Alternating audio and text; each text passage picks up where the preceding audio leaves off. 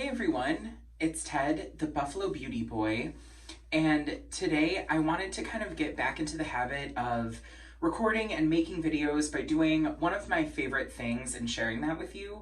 So every couple weeks I pick my DOP kit, my makeup bag, whatever, and I kind of fill it with the products that have been on my mind, the products that I tend to reach for from my collection, stuff that I've been loving lately, stuff that I'm trying out. And it's kind of like my little curated makeup bag for anywhere between like 2 weeks and a month at a time. So I just went through and did that, and I thought that I could share it with you. I'm going to try to have some kind of semblance of order, but some of these products are products that you've seen me talk about, some of them maybe not. And I thought this was just kind of a good way to get back in the saddle of recording videos. I went this morning and I recorded a podcast that I am so excited about. I will definitely share more details once I, get a little bit more involved with it, but I'm going to be featured on a podcast and I can't wait to share that with you. So stay tuned for that. But before I get into it, I just want to say, if this is your first time here, thanks for coming to hang out. I'm Ted, the Buffalo Beauty Boy, and I like to make content that is kind of centered around just like feeling good, whatever that means to you. So if you haven't already, make sure that you subscribe and give this video a thumbs up. It would mean a lot to me. And we're gonna jump in. So first I want to talk about priming. It's the summertime. We're still in it. And I love the One Size Secure the Sweat primer. One Size is kind of going viral right now. They're having a bit of a moment because their setting spray is what Beyonce used. Beyonce's makeup artist used on her when she was performing in the rain. So yeah, I've been loving this. For those hot, sticky summer days that we've been having, this has been great. And then I've also been loving the Tatcha Silk Canvas primer as well. This, I actually think that with the One Size one is what I'm going to be using on my wedding day. So just wanted to kind of really acquaint myself and get to know them. And I love them both so much, especially together. I feel like they're a great team. And the last sort of like priming product is I've been loving using a color corrector. So I've been using a green color corrector on any blemishes, any redness that I have. I don't have a ton, but I feel like it just helps kind of correct so my makeup sits really nicely on my skin. And then this little jammer has been wonderful. I tried a cool toned foundation and concealer and it really blended very beautifully with my skin. I always kind of thought that I was neutral, and I still think that. I think that I'm a neutral cool shade, so like a cool shade that leans more neutral. But I've been using this with mixing into my foundations and whatnot to just kind of cool them down a little bit. So this is the e.l.f. Camo Color Corrector in blue. And then this is the green one. So e.l.f. Can't beat these. This was actually a recommendation from Kelly Gooch. She said she uses this to mix into some of her products. And I was like, oh my God, genius. So I have been loving that. Now for foundation products, I have two of them. The first is the Charlotte's Beautiful Skin Foundation from Charlotte Tilbury. I am almost done with this. Maybe not almost done, but I'm making a significant dent and I would really like to use this up. I like the way that it performs. It's not my most favorite in the whole world, but it is a wonderful foundation. And I especially love mixing this with the blue color corrector just to kind of even it out a little bit for my skin tone. Second foundation that I have is one that I can't stop talking about. I tell all my friends about it. I've been loving it. It is the Jones Road What the Foundation. I have used a significant portion of this. I'd say I've used about half. It always looks a little bit wonky in the jar, but I find if you kind of do that with it, it shakes it up and rehomogenizes it. And this is a gorgeous light coverage product that I've been loving. I have two kind of concealing products. The first one is the Charlotte Tilbury Brightener in the shade 1 Fair. I use this under my eyes and then a little bit on like the corners of my nose and stuff like that. I just feel like it really brightens. It feels nice. It's a beautiful creamy consistency. I've got a little bit of a dent going, so I've just been loving this. I also like this on like no makeup days. And I just feel like it helps me look awake and refreshed without having to do a whole lot. So this is fun. I am obsessed with the Givenchy Prism Libre concealer. I don't know what there is to say about this besides it's phenomenal. Everybody's loving it. I feel like this concealer has kind of taken a lot of people by storm. I have the shade C180. This is one of the cool toned products that I tried. And this is beautiful. It's great as a concealer. It's great all over the face, like if you sheer it out. So just a really great like multi-purpose product. This with the Jones Road is beautiful. It's some of my favorite coverage that I get. I have two powders that I've been loving. I'm kind of in my powder era. I've been loving to powder my face lately. So the first one that I'm just testing out, I'm playing with, is the Hourglass Ambient Light Powder in Luminous Light. So it looks kind of deep in the pan, but then on the skin, it's barely perceptible. It just gives a really beautiful like glow and luminosity while still kicking back the shine a little bit. I've been investigating tons of like wedding makeup, and for some reason, people just keep coming back to Hourglass. I picked up a mini of this and then a mini of their strobe lighting powder because I remember loving their strobe lighting powders. Hourglass is a company that I have weird feelings about. I know that they've kind of expanded their range to include deeper tones, and allegedly like all of their powders are like transparent, like they're meant to be used on every skin tone, so they say. But I don't necessarily believe that. I think, you know, people who have deeper skin tones have had trouble using some of their powders. So there's a call to action to create a deeper range, and they should have done that from the beginning. So just to be completely truthful, Hourglass is a company that I have kind of sorted feelings about. It seems like they've tried to broaden their shade range a little bit, and I commend them for that. But I also just feel like that should have been in the ethos from the beginning. That being said, their products are beautiful, and for the price tag, they should be. The second powder that I've been loving a loose powder situation, especially with a velour puff. This is from e.l.f. I think it's like $4. It's the cheapest one that I've found that's not chronically sold out. So hot tip, the e.l.f. velour puff. But the Jones Road powder, the Jones Road tinted face powder in pink. If you can tell, I've used a good amount of it. It's just a beautiful setting powder that kind of corrects and balances my skin. No notes. I'm a Jones Road girly. I just really like it. So Jones Road tinted face powder in pink. Now getting into complexion, I'm using my Fenty Cheeks Out Cream Bronzer in the shade Butter Biscuit. I have pan, I have a dip. I just kind of want to get some more use out of this. It's not my most favorite, but I actually really enjoy it for underpainting. So that's been kind of fun to reacquaint myself with.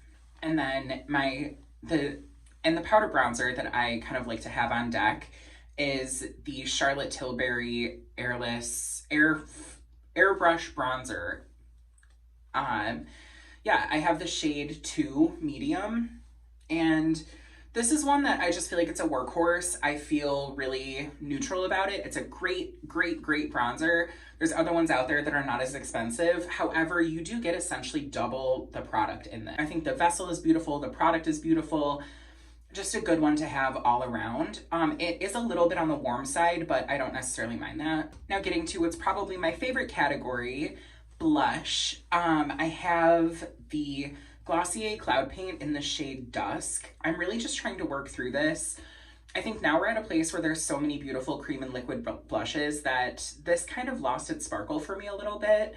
But, you know, I have two of them, not this shade in particular. I have this one, and then I have a really like red kind of strawberry shade.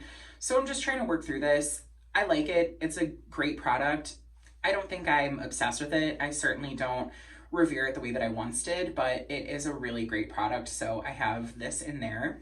And then I have not one, not two, but 3 cream blushes from Finding Ferdinand, because the beautiful Khaki Reviews Beauty created a collection with them.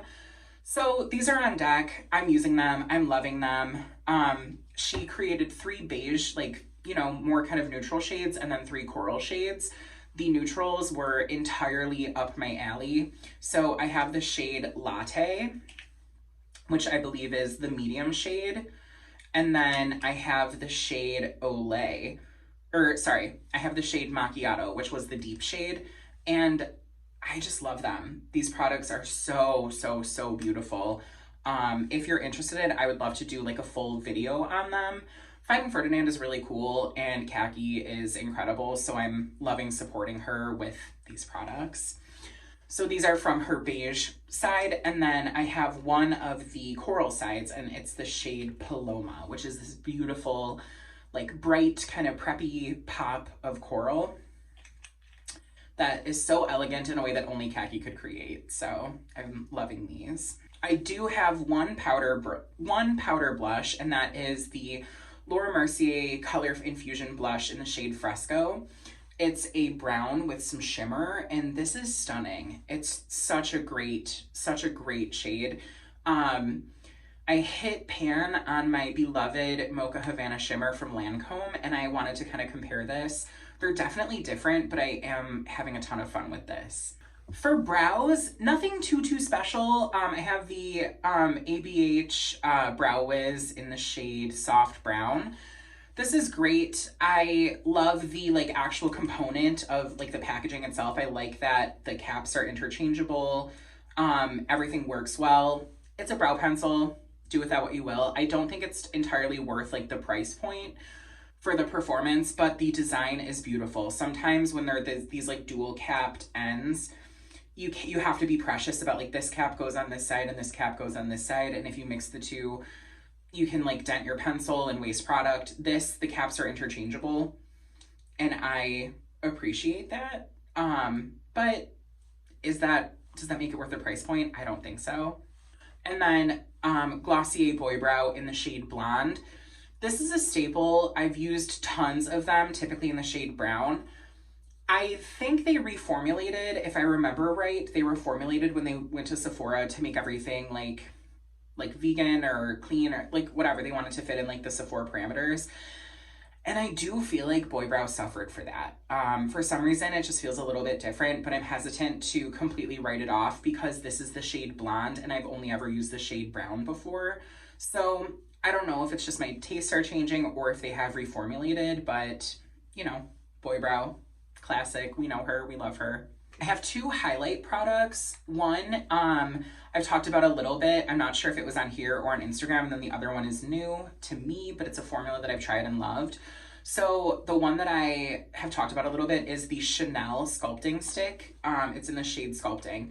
And it's just a beautiful, like, wet look primer, or wet look cream that is just really, really pretty on the skin.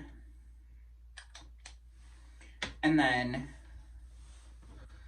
the other one is the Hourglass Strobe Powder in the shade Euphoric. And this is just really pretty. I kept, you know, hearing that this was a great like wedding highlight product. So I picked up the mini to try it out. I've used this formula before, but I don't think this one specifically, and beautiful. Again, I don't know what they're doing in terms of their shade ranges and being more inclusive. It seems like they have some deeper tones of this, but you know, it's a beautifully performing product.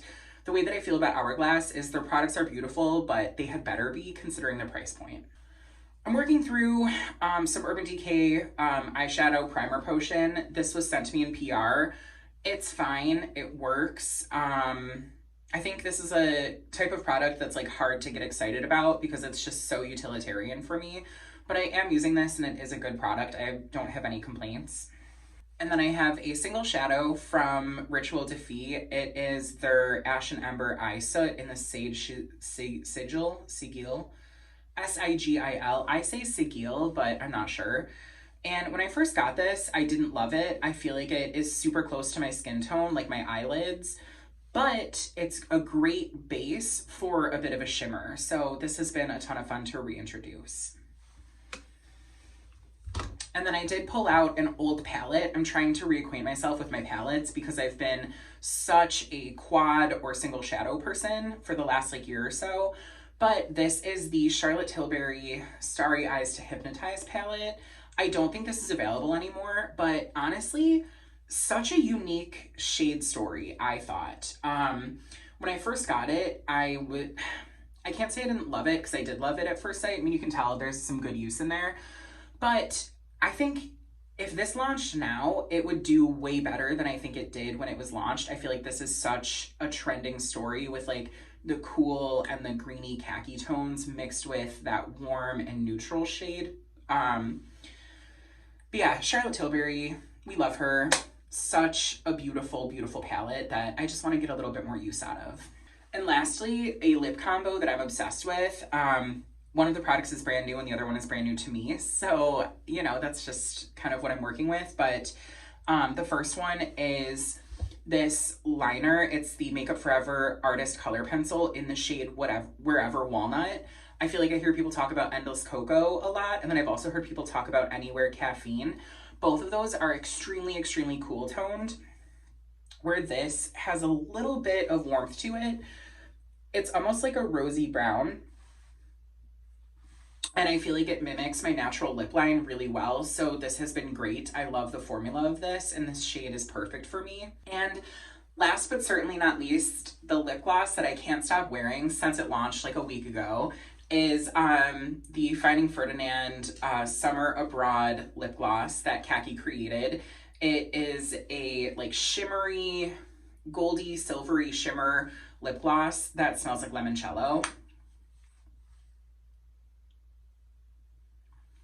It's just such a good gloss. I love it. I can't stop wearing it.